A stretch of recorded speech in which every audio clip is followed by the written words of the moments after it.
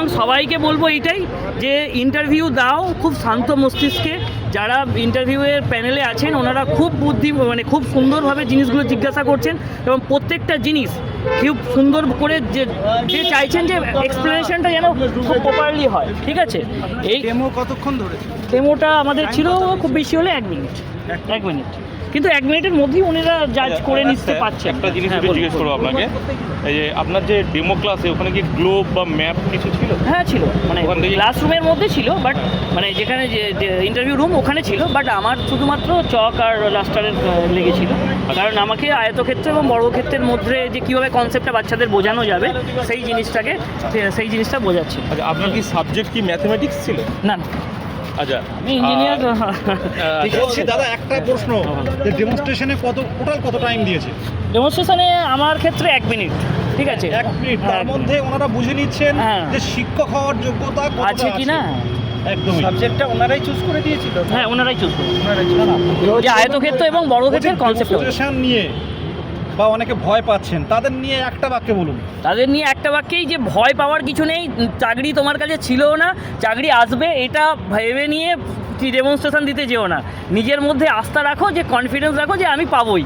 ঠিক আছে, এইটুকু মনের মধ্যে আশা রাখো, কিন্তু ভেঙে পড়ো না যে আমি না পেলে আমার অনেক কিছু ক্ষতি হয়ে যাবে, আমার জীবনটা এইভাবে চলে যাবে, এইসব ভাবার কোনো কারণ নেই। কনফিডেন্সের সাথে যাও, কনফিডেন্সের সাথে এক্সামিনেশন এটা দাও, কারণ ওখানে মেন জিনিসটা যে দেখবে যে তুমি টিচার হওয়ার যোগ্য কিনা।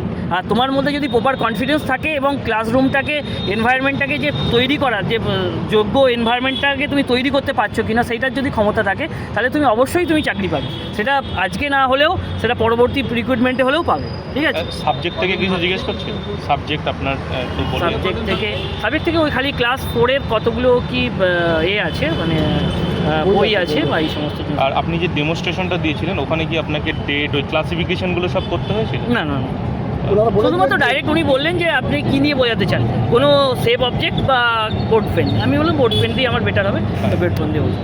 আচ্ছা, মানে আপনাকে দুটো ওরাই চুজ করে দিলেন, তারপরে আপনি নিজের মতো করে আপনাকে ইন্ট্রোডাকশন কি জিজ্ঞেস করেছিল প্রথমে? ইন্ট্রোডাকশন খালি অনলি জিজ্ঞাসা করলো যে আপনি কোথা থেকে এসেছেন, সেইটুকুই। আমি সেইটুকু খালি বলেছিলাম। পুরো ইন্টারভিউটা কতক্ষণের ছিল?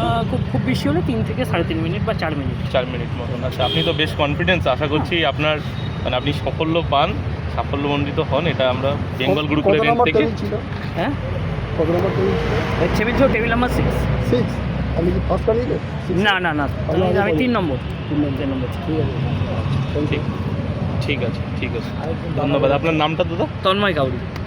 আপনি যখন ইন্টারভিউয়ে ঢোকার আগে দীর্ঘক্ষণ আমার সাথে ছিলেন, এবারে আপনি যাওয়ার